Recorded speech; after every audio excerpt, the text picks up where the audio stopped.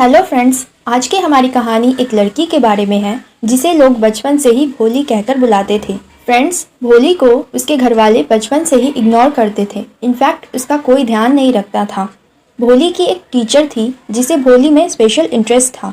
तो क्या भोली अपने टीचर की उम्मीदों पर खरी उतर पाती है? इस स्टोरी में हम लोग देखेंगे। उससे पहले फ्रेंड्स, आपसे एक छोटा सा रिक्वेस्ट है। अगर आप हमारे चैनल पर न्यू आए हैं तो चैनल को सब्सक्राइब कर देना और वीडियो पसंद आए तो लाइक कर देना। ओके, तो चलिए शुरू करते हैं। सुलेखा, जिसे भोली भी कहकर बुलाते थे, वो रामलाल नंबरदार की चौथी बेटी थी। सुलेखा यानी कि भोली जब 10 साल की थी तो वो चारपाई से नीचे गिर गई थी। इसी वजह से उसके दिमाग के कुछ हिस्सों में गहरी चोट आई थी। जब भोली का जन्म हुआ था तो वो बहुत ही सुंदर और क्यूट बेबी थी, पर जब वो 2 साल की हुई तो उसे स्मॉल पॉक्स हो गया, जिसकी वजह से उसके पूरे शरीर में स्मॉल पॉक्स का दाग फैल गया। छोटी सुलेखा 5 साल की उम्र तक कुछ भी नहीं बोलती थी, पर जब उसने कुछ बोलना सीखा तो वो हकलाती थी, हिचकिचाती थी, रुक रुक कर बोलती थी और इसकी वजह से दूसरे बच्चे उसका मजाक उड़ाते थे, उसकी नकल करते थे, जिसकी वजह से वो बहुत ही कम बोलती थी। रामलाल के 7 बच्चे थे, 3 बेटे और 4 बेटियां थी। उनमें से भोली सबसे छोटी थी। रामलाल का घर एक धनी किसान का घर था और वहाँ खाने पीने की कोई कमी नहीं थी। उसके सभी बच्चे स्वस्थ थे, सिवाय भोली के। बेटों को पढ़ने के लिए शहर के स्कूल और कॉलेज में भेजा गया था। राधा, जो उसकी सबसे बड़ी बेटी थी, उसकी शादी हो चुकी थी। दूसरी बेटी मंगला की भी शादी तय हो चुकी थी और उसकी शादी होने के बाद रामलाल की तीसरी बेटी चंपा की बारी थी। उसकी सभी लड़कियां सुंदर और स्वस्थ थी और उनके लिए दूल्हों की तलाश करना मुश्किल नहीं था। रामलाल भोली की शादी को लेकर चिंतित रहता था, क्योंकि ना तो वो सुंदर थी और ना ही समझदार थी। जब मंगला की शादी हुई तब भोली 7 साल की थी और उसी समय उसके गांव में एक प्राइमरी स्कूल खुला था। तहसीलदार, जो स्कूल के उद्घाटन के लिए आया था, वो रामलाल से कहता है कि तुम अपनी लड़कियों को स्कूल भेजकर इन गांव वालों के सामने एक उदाहरण प्रस्तुत करो। उस रात रामलाल आकर अपनी पत्नी से कहता है और इस पर उसकी पत्नी कहती है, क्या तुम पागल हो गए हो? अगर हम लड़कियों को स्कूल भेजेंगे तो उनसे शादी कौन करेगा? रामलाल के अंदर तहसीलदार की आज्ञा का उल्लंघन करने का साहस नहीं था। तो इन सब सिचुएशंस को देखते हुए उसकी पत्नी उससे कहती है कि हमें भोली को स्कूल भेज देना चाहिए। वैसे भी भोली ना तो सुंदर है और ना ही समझदार है, तो उसकी शादी तो होने से रही तो हमें उसे स्कूल भेज देना चाहिए, जहाँ पर उसके टीचर्स को ही उसकी चिंता करने दो। तो रामलाल फिर भोली से जाकर कहता है कि वो स्कूल जाने वाली है। नहीं नहीं, भोली डर से चिल्लाती है और अपने पिता के हाथ से अपना हाथ छुड़ा लेती है। रामलाल इस पर गरज पड़ता है, क्या हुआ मूर्ख, मैं तुम्हें स्कूल ही तो ले जा रहा हूँ। फिर वो अपनी पत्नी से कहता है कि इसे कुछ ढंग के कपड़े पहना दो, वरना इसके स्कूल के टीचर्स और दूसरी लड़कियां हमारे बारे में क्या सोचेंगी। भोली डर गई थी, क्योंकि उसे याद आ रहा था कि कैसे उनकी गाय, जिसका नाम लक्ष्मी था, उसे बेच दिया गया था, क्योंकि वो अब उनके परिवार के लिए कोई काम की नहीं थी। उसने सोचा कि उस गाय की तरह उसे भी इस घर से निकाला जा रहा है। भोली हमेशा अपने बहनों के छोड़े हुए कपड़े पहना करती थी। कोई भी उसके कपड़ों को ना तो धोता था और ना ही उसकी मरम्मत करता था। किसी को भी उसकी परवाह नहीं थी। पर आज उसे नए कपड़े पहनाए गए, उसे नहलाया गया, उसके बालों में तेल लगाया गया और अब उसे वो फटे पुराने कपड़े नहीं पहनने पड़े। तो उसे भरोसा हो गया कि वो अपने घर से भी अच्छी जगह पर जा रही है। स्कूल में भोली डरी डरी सी थी, तो वो जाकर अकेली सी क्लासरूम के कोने में बैठ जाती है। उसे कुछ भी समझ में नहीं आ रहा था जो टीचर क्लास में बोल रही थी। तो वो क्लास के दीवार पर टंगे हुए पिक्चर्स की तरफ देखने लगती है। वो एक घोड़ा देखती है जो ब्राउन कलर का था और वो बिल्कुल वैसा ही था जैसा कि उसके गांव के तहसीलदार उस पर बैठकर आया करता था। फिर वो एक बकरी देखती है जो बिल्कुल उसके पड़ोसी की बकरी की तरह काली थी। फिर वो एक तोता देखती है जो बिल्कुल वैसा ही तोता था जैसा कि उसने आम के बगीचे में देखा था। फिर वो एक गाय देखती है जो बिल्कुल उसकी गाय लक्ष्मी की तरह थी। उसे उन सभी पिक्चर्स के कलर्स बहुत ही अच्छे लगे। तभी भोली को एहसास होता है कि उसकी टीचर उसके बाजू में खड़ी थी। टीचर उसे बहुत ही मधुर आवाज में और हंसते हुए उससे उसका नाम पूछती है। भोली कोशिश करती है पर वो हकलाने लगती है और वो नहीं बोल पाती, जिसकी वजह से वो रोने लगती है और वो अपना सिर झुकाए क्लास के कोने में जाकर बैठ जाती है।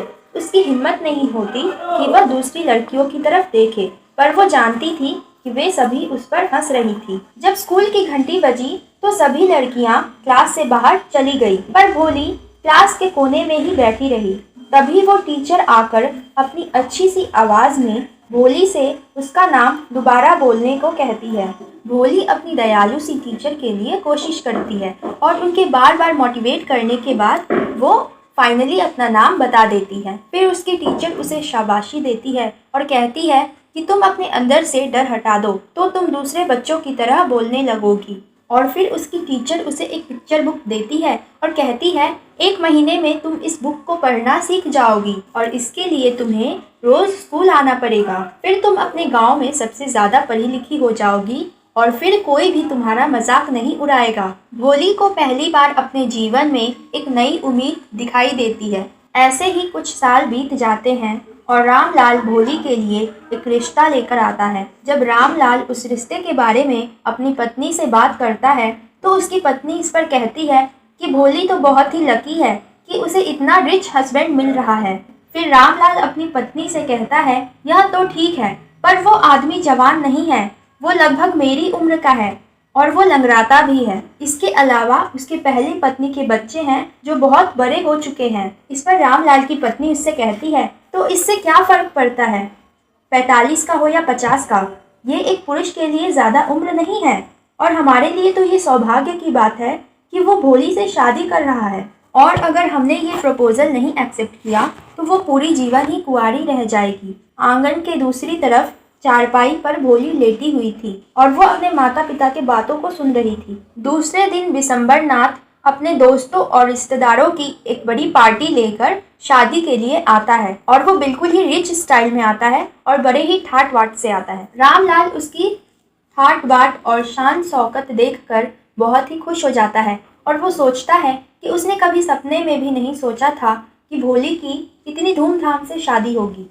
और वो ये भी सोचता है कि अगर भोली की बड़ी बहनें यहाँ पर होती तो वो भोली की किस्मत से जलने लगती। भोली और विशंबर नाथ दोनों जाकर पवित्र अग्नि के पास बैठ जाते हैं और जब माला पहनाने की बारी आती है तो एक औरत भोली का घूंघट उठाती है। विशंबर नाथ भोली के दागों को देखकर हैरान हो जाता है। वो तुरंत खड़ा हो जाता है और भोली के पिता की तरफ जाता है और उससे दहेज में 5000 रुपए मांगता है और कहता है अगर उसने मना किया तो वो ये शादी नहीं करेगा। रामलाल विशंबर नाथ से बहुत विनती करता है, उससे पैसे कम करने को कहता है, यहाँ तक कि वो अपनी पगड़ी उठाकर विशंबर नाथ के पाँव में रख देता है।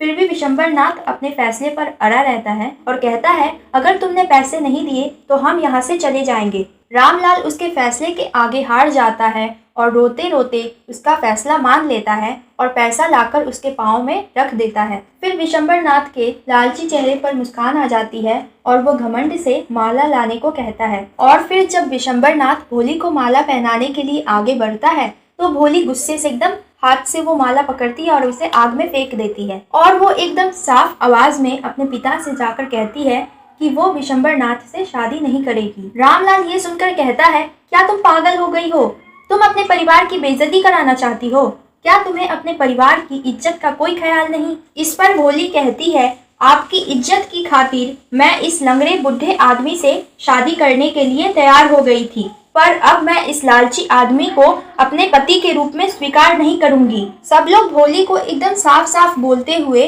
देखकर हैरान रह गए थे और वो अब हकला भी नहीं रही थी।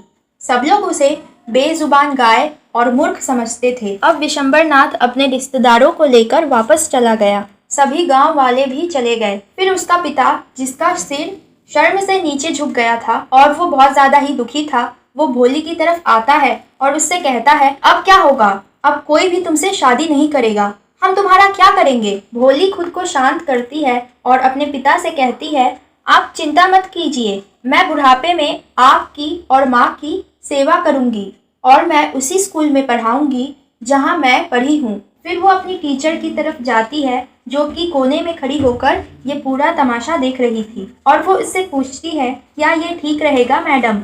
उसकी टीचर इस पर बोलती है क्यों नहीं भोली। उसके बाद भोली की टीचर गर्व से हंसती है और वो सोचती है अब सही मायने में भोली की पढ़ाई कंप्लीट हो गई है और वो उसे पढ़ाने में कामयाब रही।